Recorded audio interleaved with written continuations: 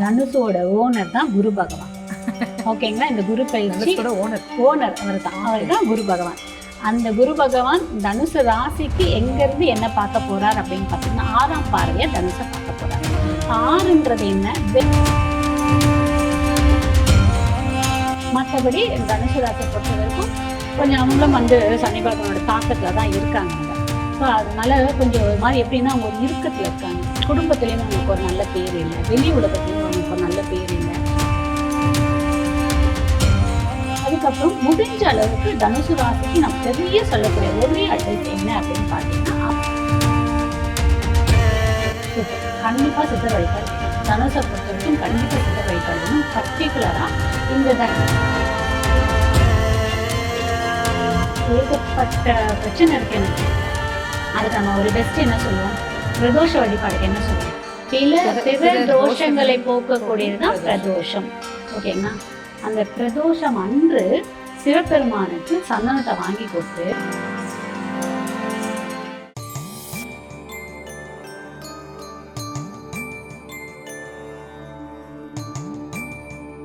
வணக்கம் மேம். இன்னைக்கு நம்ம குரு பெயர்ச்சிக்கு அடுத்தபடியான ஒரு ராசி என்ன அப்படின்னா தனுசு ராசிக்கு இந்த குரு பெயர்ச்சி எப்படி இருக்கும் அவங்களுக்கு? காலபுருஷ தத்துவ பிரகாரம் தனுசு ராசி 9வது வீடு. தனுசோட ஓனர் தான் குரு பகவான். ஓகேங்களா? இந்த குரு பயிற்சி ஓனர் அவர் தான் குரு பகவான். அந்த குரு பகவான் தனுசு ராசிக்கு எங்கேருந்து என்ன பார்க்க போறார் அப்படின்னு பார்த்தீங்கன்னா 6ஆம் பார்வையை தனுசை பார்க்க போறார். 6ன்றது என்ன? வேலையில் இவ்வளோ நாள் வேலை இல்லைன்னவங்களுக்கு தனுசு ராசிக்காரங்களுக்கு வேலை கிடைக்கும். ஓகேங்களா? வேலையில் பிரச்சனை இருந்தது, மேலதிகாரியால் பிரச்சனை இல்லை, கோஸ்டாஃபால் பிரச்சனை இல்லை, ஏதோ ஒரு ரீதியான பிரச்சனைலாம் கிளியர் ஆகும். 6ன்றது இந்த மாதிரி விஷயம்லாம் நல்லது கொடுத்துரும், ப்ளஸ் கொடுத்துரும் வேலை ரீதியாக இதெல்லாம். ஆனால் 6ன்றது என்ன அப்படின்னா வம்பு, கடன், அப்புறம் கோர்ட் பிரச்சனை இதெல்லாம் இருக்குது பார்த்தீங்கன்னா, கோர்ட் கேஸ், இந்த பிரச்சனை எல்லாம் கொஞ்சம் அசால்ட்டாக இருந்தீங்கன்னா நம்மளை ஏதாவது செஞ்சு வச்சுட்டு போயிடும். அதனால் அதுலலாம் கொஞ்சம் கவனம் வேணும். இல்லை நீண்ட நாட்களாக எனக்கு கேஸ் நடந்துகிட்ருக்கு, பட் எனக்கு ஒரு சொல்யூஷன் ஸ்டேஜில் இருக்குது அப்படின்னா முடிச்சு கொடுத்துருவார். இல்லை நார்மலாக இருக்கேன் நான், எனக்கு அது மாதிரிலாம் ஒன்றும் கிடையாது அப்படின்னா இப்போ கொஞ்சம் கவனமாக இருந்துக்கணும். அது நார்மல் இல்லை. ஆமாம், அலர்ட் இது மாதிரிக்கும் எனக்கு எதுவும் வரலை அப்படின்றவங்களுக்கு கொஞ்சம் கவனமாக இருக்கும். மற்றபடி தனுசு ராசியை பொறுத்த வரைக்கும் கொஞ்சம் அவங்களும் சனி பகவானோட தாக்கத்தில் தான் இருக்காங்க அவங்க. ஸோ அதனால கொஞ்சம் ஒரு மாதிரி எப்படின்னா அவங்க ஒரு இறுக்கத்தில் இருக்காங்க. குடும்பத்துலேயும் அவங்களுக்கு ஒரு நல்ல பேர் இல்லை, வெளி உலகத்துலேயும் அவங்களுக்கு ஒரு நல்ல பேர் இல்லை, அவங்களுக்கு வேலை பெருசாக அமையலை, பொருளாதாரம் ஈட்ட முடியல, மனக்குழப்பத்தில் இருக்கக்கூடிய ராசி தான் தனுசு ராசி. அவங்களுக்கு குருவோட பார்வை 6ஆம் பார்வையாக படும்போது சில விஷயத்தை கிளியர் பண்ணி கொடுப்பார். வேலை ரீதியான பிரச்சனைலாம் கிளியர் பண்ணி கொடுத்துருவார். கோர்ட் கேஸ் பிரச்சனைலாம் ஏற்கனவே நடந்துகிட்ருக்கு, குடும்ப ரீதியான பிரச்சனைலாம் நடந்துட்டுருக்காங்க, அதெல்லாம் கிளியர் பண்ணி கொடுத்துருவார். புதுசாக எதுவும் வராமல் மட்டும் பார்த்துக்குங்க. அது உங்களுடைய ஜாதகத்தில் குரு எங்கே இருக்காருன்னு பொறுத்து அது நடக்கிறதுக்கான வாய்ப்புகள் பார்த்துக்கணும். ஓகே. அதுக்கப்புறம் முடிஞ்ச அளவுக்கு தனுசு ராசிக்கு நான் பெரிய சொல்லக்கூடிய ஒரே அட்வைஸ் என்ன அப்படின்னு பார்த்தீங்கன்னா, அமைதியாக இருங்க, பொறுமையாக இருங்க, பேச்சு கம்மி பண்ணுங்க. தனுசு ராசிக்கு முதன்மையாக சொல்லக்கூடிய விஷயம் என்னென்னா பேச்சை கம்மி பண்ணுங்க. பேச்சை கம்மி பண்ணிட்டால் பாதி விஷயம் சால்வ் ஆகிடும். ஏன்னா ரொம்ப டிஸ்டர்ப் பண்ணிட்டு இருக்க மாதிரி ஒரு சூழல் இருக்கும். வேறு ஓகே. இந்த தனுசு ராசிக்காரர்கள் பெட்டர் டு பி எப்படின்னா சைலண்ட்டாக இருக்குது, மௌனம் அப்படின்னே சொல்லலாம். இப்போ அவங்களுக்கு அடுத்த ஸ்டெப்பாக போகணும் அப்படின்னா, இப்போ இந்த படிக்கிற பசங்க இருக்கும், வேலை செய்கிற ஆட்கள் இருப்பாங்க, இல்லைன்னா இப்போது அவங்க வீட்லேயே ஒரு லவ் அப்ரோச் பண்ணுற ஒரு ஏஜில் கூட இருப்பாங்க. இந்த மாதிரியான பல தரப்பட்ட கேட்டகரிஸ் இருக்காங்க, வயதில் சொல்கிறேன். அப்போ ஒருத்தருக்கும் ஒன்று சொல்லும்பொழுது இந்த குரு பெயர்ச்சி இந்த ஏஜில் இருக்கிறவங்க ரொம்ப கவனமாக இருக்கணும், குறிப்பாக இந்த ஒரு விஷயத்தில் கவனமாக இருக்கணும் அப்படின்னா என்ன சொல்லி? எந்த ஏஜ்லேருந்து கவனமாக இருக்கணும்னா 25லேருந்து ஒரு 55 இது வரைக்கும் இருக்கிறவங்க ரொம்ப கவனமாக இருக்கணும். ஏன்னா வேலை ரீதியாகவும் பிரச்சனை இருக்கும், வெளி ஆட்களாலையும் கொஞ்சம் ஒரு மாதிரி இடையூறு கொடுக்கக்கூடிய காலமாக இருக்கும், கொஞ்சம் கவனம் வேணும்னு.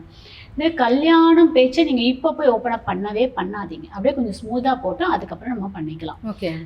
படிக்கிற குழந்தைங்களுக்கு மேல் படிப்புக்காக எம்எஸ் பண்ண போகிறீங்க, இல்லை மாஸ்டர் டிகிரி பண்ண போகிறீங்க, இல்லை ஃபஸ்ட் டிகிரியே பண்ண போகிறீங்க, நல்லாயிருக்கும். படிக்கிற குழந்தைங்களுக்கு நல்லாயிருக்கும், படிங்க, உங்களோட ஃபுல் எஃபெக்ட் போடுங்க, கண்டிப்பாக உங்களுக்கான மார்க் கிடைக்கும், உங்களுக்கான காலேஜ் கிடைக்கும், உங்களுக்கான விஷயங்கள் நல்லாவே இருக்கும்.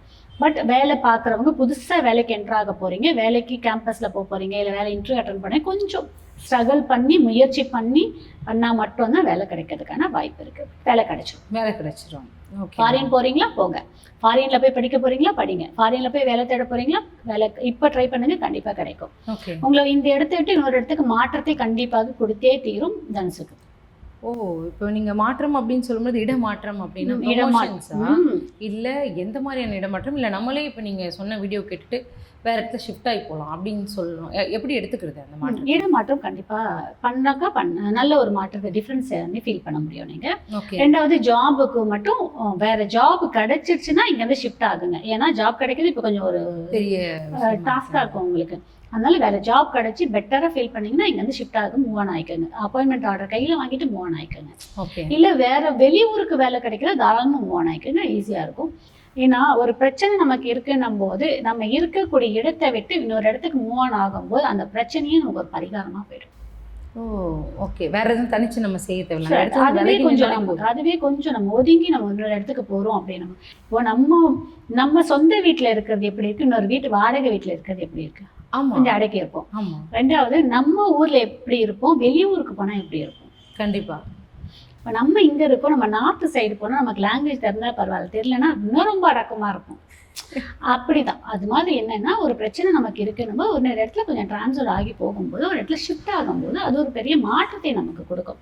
பெருசா நம்ம வந்து நிறைய விஷயம் செய்ய மாட்டோம், கொஞ்சம் கொஞ்சம் க்ளோஸராகவே இருக்கும், லிமிட்டடாகவே க்ளோஸராகவே இருக்கும். வெளியில போய் ரொம்ப அகலமா எதையும் யோசிக்க மாட்டேன், திங்க் பண்ண மாட்டேன், இதில் போய் வம்பல மாட்ட மாட்டோம்.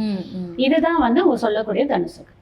ஓகே. இப்போ இந்த தனுசு ராசிக்கு வந்துட்டு வழிபாடு அப்படின்னு சொல்லணும்னா குறிப்பாக இதை பண்ணுங்கப்பா, இது ஒன்று போதும், இதை பிடிச்சிக்கோங்க அப்படின்னா என்ன தெய்வம், அவங்க எப்படி வழிபாடு பண்ணணும்? எந்த சித்தர் வேணாலும் வழிபாடு. சித்தர் கண்டிப்பாக சித்தர் வழிபாடு வேணும். தனுசை பொறுத்த வரைக்கும் கண்டிப்பாக சித்தர் வழிபாடு வேணும். பர்டிகுலராக இந்த தட்சிணாமூர்த்தியை சொல்லக்கூடிய சித்தராக யாராவது இருப்பாங்க. ஓகே. குரு தட்சிணாமூர்த்தி. ஆமாம், சொல்லக்கூடிய சித்தர் வழிபாடு இருப்பாங்க. அந்த பேரில் ஆகக்கூடிய சித்தர்ஸ் யாராவது இருப்பாங்க. அந்த மாதிரி இப்போ எக்ஸாம்பிள் சொல்லணும்னா வியாசார்பாடியில் மின்ட் இருக்குது பார்த்தீங்கன்னா, மின்ட்டு மெட்ரோ ஸ்டேஷன் கீழே பார்த்தீங்கன்னா தட்சிணாமூர்த்தி சித்தர்னே ஒருத்தர் இருக்கார். அந்த மாதிரி இருக்கக்கூடிய சித்தர் வழிபாடும் எடுத்துக்கலாம். இல்லை உங்களுக்கு அதெல்லாம் தெரியல அப்படின்னாலும் பரவாயில்ல, ஏதாவது ஒரு சித்தரை வியாழக்கிழமை தோறும் போயிட்டு வழிபாடு எடுத்துட்டு ஏதாவது ஒரு விஷயத்தை தானம் கொடுத்துட்டே வந்து ரெகுலராக நல்லாயிருக்கும். ஓகே. ஏதாவது ஒரு விஷயம் தானம் கொடுக்கறது அப்படிங்கிறது வந்துட்டு நீங்கள் சொல்கிறீங்க. குறிப்பாக இதையும் சொல்லிட்டீங்கன்னா அது கொஞ்சம் யூஸ்ஃபுல்லாக இருக்கும்ல இந்த தனுசு ராசிக்காரர்கள், இந்த மாதிரியான தானங்கள் கொடுங்க அப்படின்னு சொல்லி.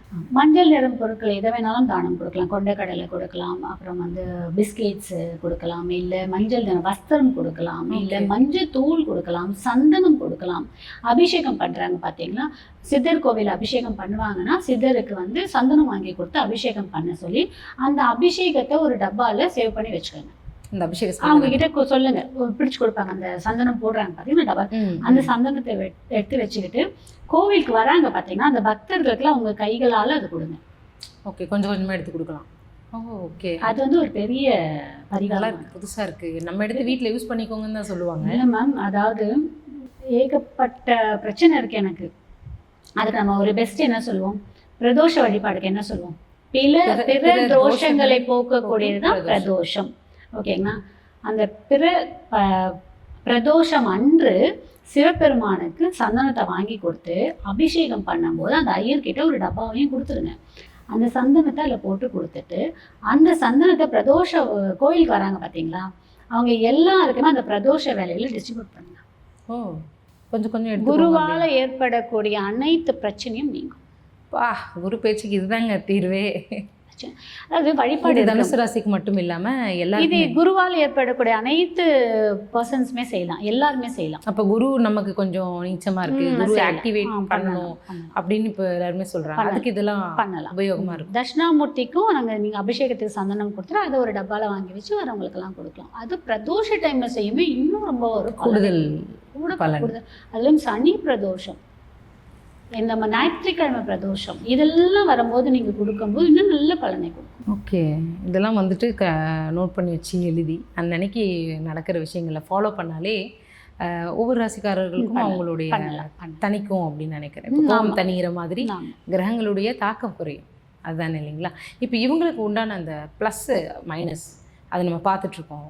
பண்ணுற ராசிகளுக்கும் இந்த தனுசு ராசிக்கு உண்டான ஒரே ஒரு ப்ளஸ் அண்ட் ஒரே ஒரு மைனஸ் சொல்லணும்னா என்ன சொல்லுவீங்க?